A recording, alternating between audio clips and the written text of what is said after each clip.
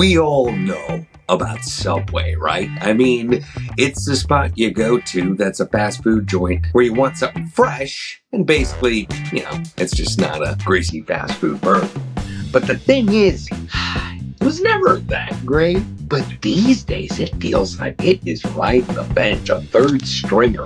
Not the choice you want to make, the choice you have to make. So what happened? I mean, Subway was the fast food king.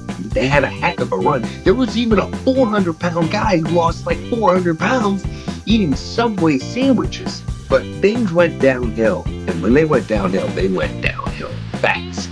So today, we are going to dive into why Subway just went down the frickin' drain as fast as it did. But before we do, I want you to smash that subscribe button. And if there's other fast food joints you want me to dive into, let me know in the comments.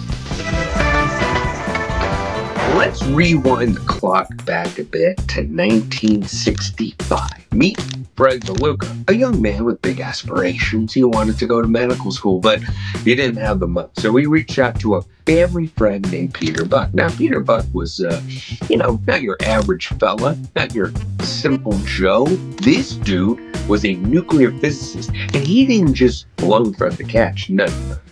He drove in from Connecticut to Maine to check out a sandwich shop. Then Pete's Super Submarine Sandwich Shop was born. And it started to do well from day one. They sold 300 sandwiches that first day. But here's the thing, the name just wasn't really jiving. It was kind of throwing people off. Like, Pete's Super Submarines? Like, are you selling like naval destroyer equipment? What's going on? So they pivoted to Subway. And the rest, as they say, is history. By the time 1974 rolled around, Subway was all about franchising. When they opened up their first location in California, it was game on. Next thing you know, they went international with locations in Bahrain, Great Britain, UK. By 1997, they had 16,000 locations.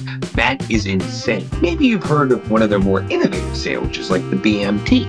The sandwich you order when you say, I'll take everything you got, because I'm here to eat my feelings. And it wasn't just sandwiches that they were working on. In the early 90s, they were pioneers of the whole value meal game. They introduced a 6-inch sandwich that was literally sold for snack prices, and people loved it because it hit like an actual meal. But it was not going to stay all sunshine and sandwiches forever.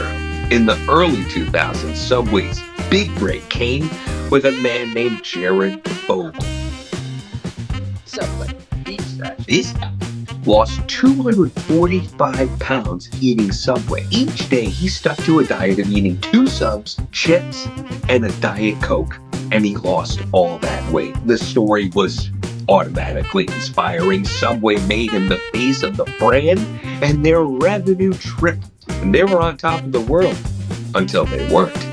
Things go a little sideways. Turns out Jared Fogle wasn't exactly the lovable, relatable guy who was pushing a health agenda. Pretty much that all came crashing down when the FBI crashed through his front door and hit him with some pretty horrific charges. He went to prison, and Jared Fogle became the man Subway longed to forget. But that wasn't all of it. No.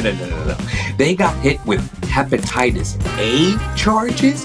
In 2011, a teenager in Australia posted a video that went viral because it turns out his footlong sub was only 11 inches. It led Subway to issue a statement saying the name footlong is, quote, a descriptive name for the sub sold in Subway restaurants and not intended to be a measurement of length. Whoops.